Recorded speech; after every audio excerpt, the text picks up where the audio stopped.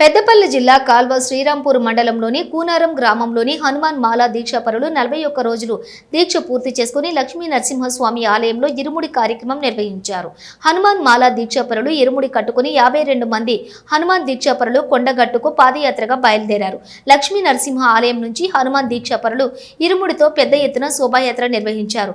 మహిళల మంగళహారతులతోటి భజన కార్యక్రమాలతో శ్రీరామనామ స్మరణతో శోభాయాత్ర ఘనంగా నిర్వహించారు. ఈ కార్యక్రమంలోని మాజీ ఎంపీపీ నూనెటి సంపత్ యాదవ్, మాజీ సర్పంచ్ విజయ మొగిలి, మాజీ ఎంపీటీసీ రామరాయమల్లు తదితరులు పాల్గొన్నారు.